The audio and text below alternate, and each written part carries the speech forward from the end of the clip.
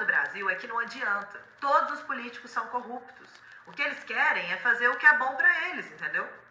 Essa é uma ideia muito comum quando a gente começa a falar de política no Brasil, né? O problema é que ela é uma das principais responsáveis por tirar a nossa vontade de participar desse ambiente, concorda? Afinal, se a gente acredita que a mudança não é possível mesmo, de que serve engajar? Eu sou a Luísa Weber. Se você ainda não me conhece, não conhece o meu trabalho, sugiro que depois de acabar você confira lá no Instagram, eu sou a Luísa Weber. E nesse primeiro vídeo da série Análises que Impressionam, eu quero conduzir você a uma análise sobre esse clichê e sobre como, a 3 dias da eleição, é possível sim pensarmos em caminhos para a política brasileira. Vamos começar com uma pergunta que parece óbvia, mas que você vai ver que não é tanto? Por que um político corrupto não é bom? É porque é pecado? É porque ele vai pro inferno? Se é ou se ele vai, não importa pra mim nem pra você, né? Então, sem moralismos, tá? E trazendo para um campo mais objetivo, por que pra nós um político corrupto não é bom? E como boas análises começam com perguntas, como nos ensinam as crianças de 7 anos, vamos para mais uma. Para que servem os políticos?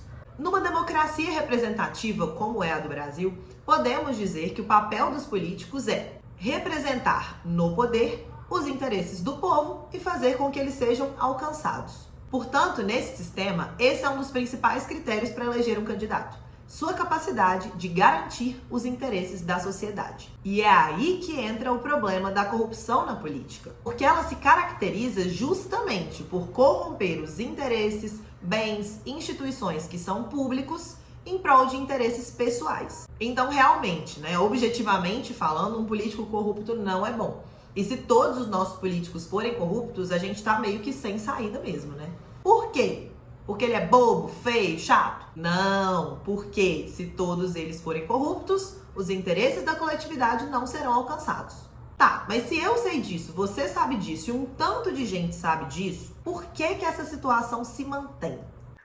Luísa, porque todos os políticos brasileiros são corruptos. Afinal, o próprio brasileiro é corrupto, né? É da nossa natureza. É o tal do jeitinho brasileiro que eles falam, né? Ok, talvez a gente até tenha mesmo esse padrão de comportamento. Mas eu te pergunto, do que adianta pra gente pensar dessa forma? De que maneira ficar repetindo essa ideia contribui pra gente sair desse cenário? E é aqui que entra o meu grande objetivo com as análises que impressionam, que é tirar as discussões desse campo muito subjetivo, moralista, que não produz muita coisa, e trazer para um lugar mais construtivo, que é, objetivamente, de que forma esses problemas nos afetam, quais são os fatores que os sustentam e o que a gente pode fazer para que o impacto disso seja menor. Se esse tipo de conteúdo faz sentido para você, não se esquece de se inscrever já de uma vez aqui no canal e ativar o sininho.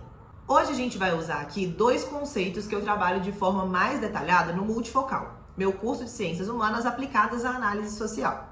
São eles o patrimonialismo e o homem cordial, que sim, tem suas controvérsias em função de uma discussão de colonialidade, mas que a gente aprofunda lá no curso. E como eles são úteis para a nossa análise de hoje, objetivamente falando, nós vamos usá-los. O patrimonialismo, para o Max Weber, é o traço dos estados em que não se distingue aquilo que é público do que é privado. Por exemplo, nas monarquias absolutistas, o que era de uma nação era do rei. E o rei era rei porque era filho de um rei. Ou seja, a noção de estado e de família se misturam. O que é do governante e do povo não se distingue muito bem.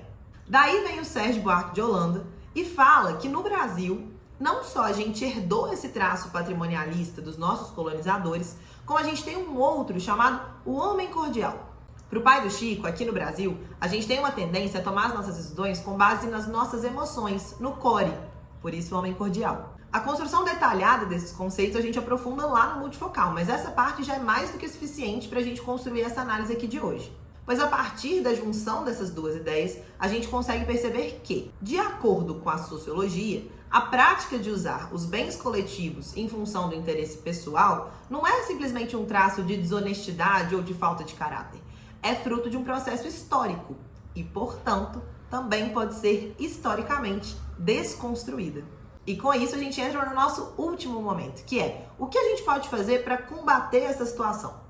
Afinal, vamos combinar, né, Mondelicious? Ficar falando sobre como todos os políticos são corruptos, sobre como nós mesmos somos corruptos, não vai fazer muita coisa para que os interesses sociais sejam alcançados, né? Então, só recapitulando, a gente entendeu que a gente vive numa estrutura sociológica em que, a gente não é educado para aprender a diferença do que é meu e do que é de todo mundo. Exemplo, eventualmente pode-se achar que a lixeira que tá lá na praça, porque é de todo mundo, é minha também, então eu posso arrancá-la se eu quiser.